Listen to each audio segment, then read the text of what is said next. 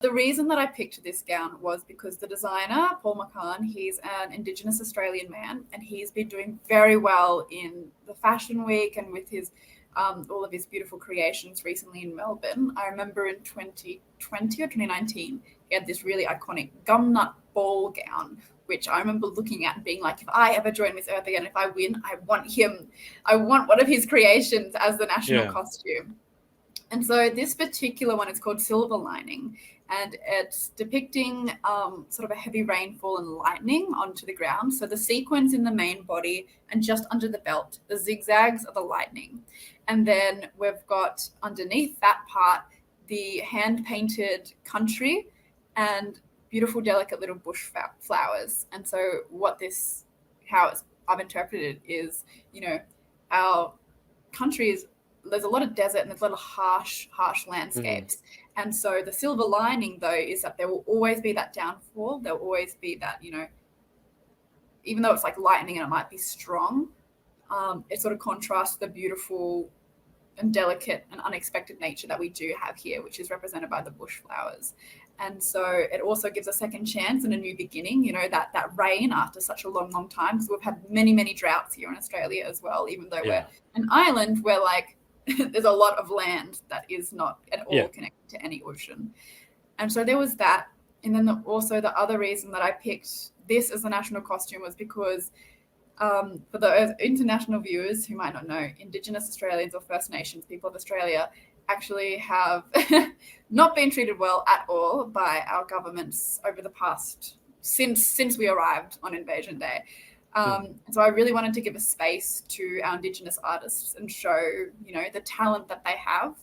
And so Paul actually explained to me that the outline of this, the silhouette is also, he said, based on wanting to get a treaty for the First Nations people and, get that representation.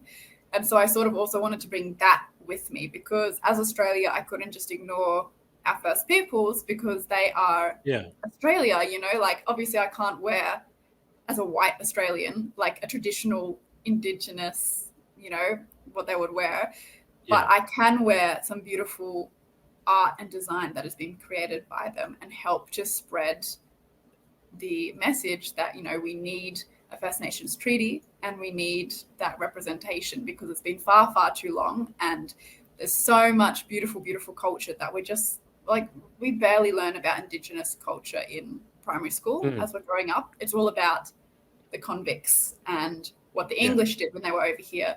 But we barely touch on, the only thing we learn is the Dreamtime stories and the Rainbow Snake, and that's it.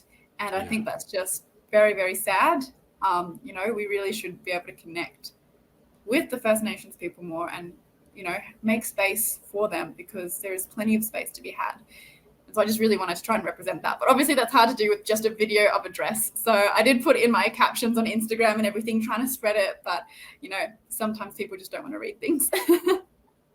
That's just the world we live in, isn't it? Given the thought and the meaning behind it. I even love the name Silver Lining as the metaphor because there's a lot of things that happen here in Australia with nature that a lot of people from overseas look at and think, oh, it's a tragedy. For example, bushfire, which it is, but then they don't understand simultaneously that some of our flora actually relies on having bushfires in order to be able to reproduce and propagate.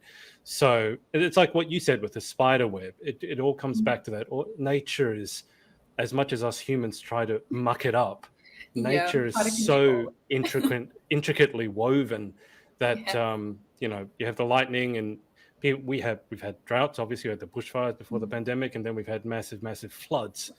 So it's something that I focused on with the dress in the caption also is there's a thing called caring for country, which is the Indigenous practice where basically they're spiritually sort of connected to the land and they care for country. It's like an obligation nearly to give back to the land. And so even things such as, like you mentioned with the bushfires, they would go and do purposeful burning of some of the land because they knew and they understood that was what the land needed. And we've just, by shutting out all of that knowledge that is just, there's like Indigenous Australians are the oldest culture in the world, like over 65,000 years, and we're just completely ignoring all of that, which could really help us also in, you know, when we're trying to learn about climate change, because really it's all about history and the knowledge and education that you have, but also that care, because you need to have that care and that connection, otherwise